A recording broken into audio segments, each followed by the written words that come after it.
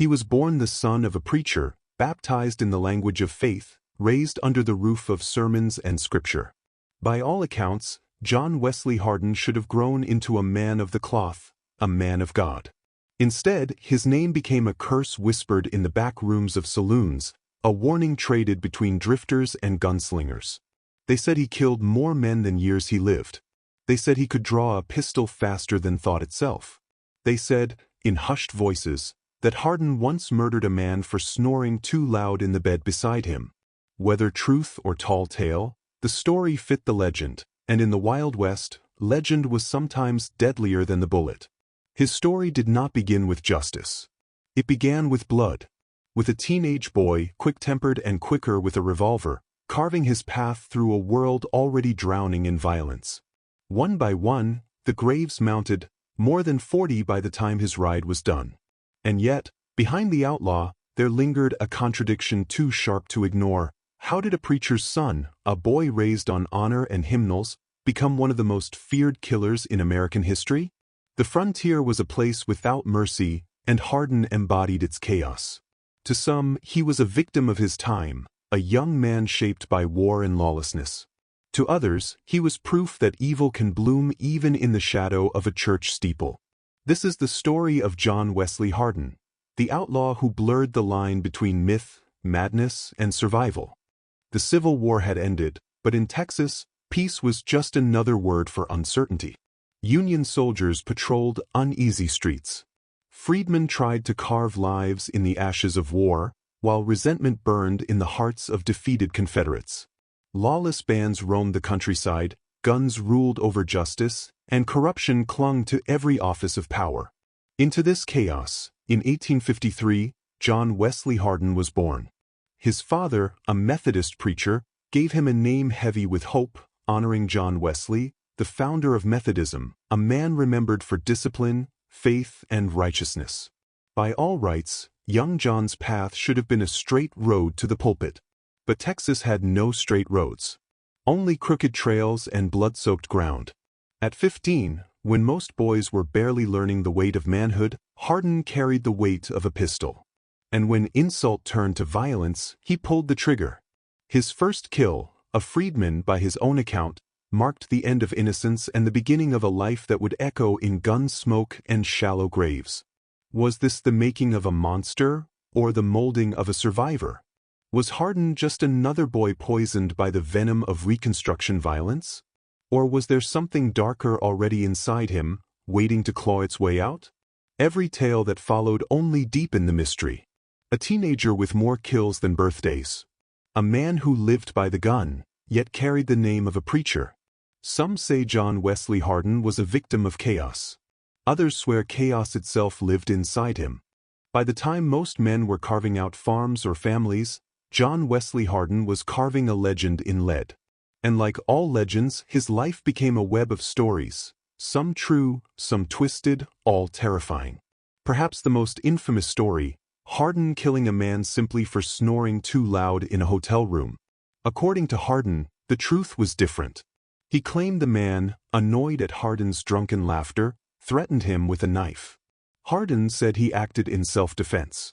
But the tale that spread was far simpler, far darker. John Wesley Hardin shot a man in his sleep because the man dared to snore. Whether truth or tall tale, the story painted him as unpredictable, ruthless, a killer without cause.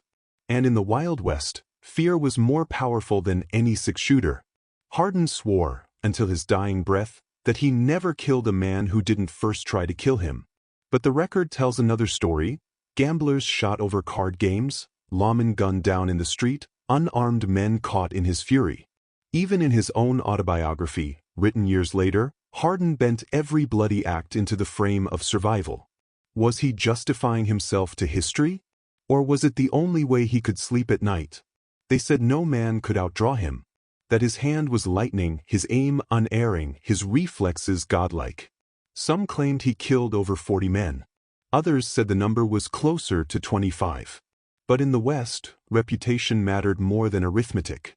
Few dared test the legend, and those who did often never got the chance to try again. Was he truly the fastest gun alive?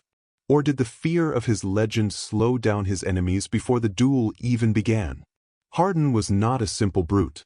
In prison he studied law, read scripture, and even wrote poetry. He could quote the Bible as easily as he could pull a trigger. How does the son of a preacher, raised on sermons of forgiveness, reconcile with a trail of bodies behind him? Was scripture his anchor, or just another weapon used to mask the guilt of his sins? Everywhere he went, his reputation rode ahead of him like a storm cloud. In towns across Texas, whispers filled saloons before he ever set foot inside. Some saw a man, others swore they saw a ghost. And Hardin himself fed that shadow. The mask of myth made him untouchable. Outlaws feared him. Lawmen obsessed over him. Women whispered his name in fear and fascination alike. Was it his pistol that gave him power? Or was it fear itself, gripping the hearts of all who heard his name? The more John Wesley Hardin killed, the less he remained a man. Step by step, he vanished into his own legend. The line blurred between truth and myth, until one swallowed the other. But myths, like bullets, have a way of ricocheting back. The years after his teenage killings turned into a blur of blood, smoke, and pursuit. John Wesley Hardin's name spread across Texas like wildfire, whispered in saloons, muttered on dusty trails, etched in fear wherever he passed. Every shooting, every narrow escape added fuel to the fire of his myth. But behind the myth was a man who could never stop running. For over a decade, Hardin lived as a fugitive, drifting through towns, disguising himself, and always carrying a pistol at his side. He married, had children, but the shadow of his reputation poisoned any chance of normalcy. Lawmen chased him relentlessly, but so did bounty hunters and rivals who wanted the glory of killing the fastest gun in the West. And Hardin delivered. He left behind more bodies, more blood. In his own writings later, he claimed many of these were in self-defense, that he never shot a man who wasn't trying to kill him first. But history tells a murkier tale. Hardin had a temper, and when whiskey, fear, or insult mixed with that temper, it often ended with another man in the ground. The chase finally caught up with him in 1877. Near Florida, a group of Texas Rangers and lawmen, led by the legendary Ranger John B. Armstrong, tracked Hardin down. The story goes that when they closed in, Hardin tried to draw his pistol from under his vest, but Armstrong was faster, knocking him unconscious with a pistol whip before he could fire. For the first time in his life, Hardin's gun failed him. Dragged back to Texas, Hardin faced trial after trial, eventually being sentenced to 25 years in Huntsville prison. For many, this should have been the end of the story, the outlaw locked away, his legend fading with time. But for Hardin, prison was a strange kind of rebirth. Behind bars, the man who had lived by the pistol turned to the pen. He studied scripture, delved into the Bible he had once known so well as a preacher's son. He read law, history, poetry, and even began to write his own accounts, both of his killings and his reflections. He became, in his own words, a man seeking redemption. To some, this was a performance, an outlaw pretending at reform. To others, it was the clearest glimpse of the boy he might have been, had the Civil War and Texas violence not claimed him. 17 long years passed before Hardin walked free in 1894. Now in his 40s, his hair graying, his face hardened by years behind stone walls, he re-entered a West that had changed. The frontier was closing, railroads carved across Texas, and many of his fellow outlaws were long dead. Hardin was a relic, a shadow of the Old West walking into the modern age. In a strange twist of irony, the man who had spent his life running from the law became a lawyer himself. He opened an office in El Paso, offering legal counsel and drafting contracts. Some said he truly wanted to live a quiet life. But the habits of blood and violence are not so easily buried. He gambled, drank, and drifted back into trouble. One dispute, over a woman, over money, depending on who tells it, set him on a collision course with John Selman Sr., an older gunman with his own violent past. Selman and Hardin's feud simmered, whispers of threats hung in the air. And then came the night of August 19, 1895. Hardin was in the Acme Saloon in El Paso, leaning against the bar, rolling dice, unarmed.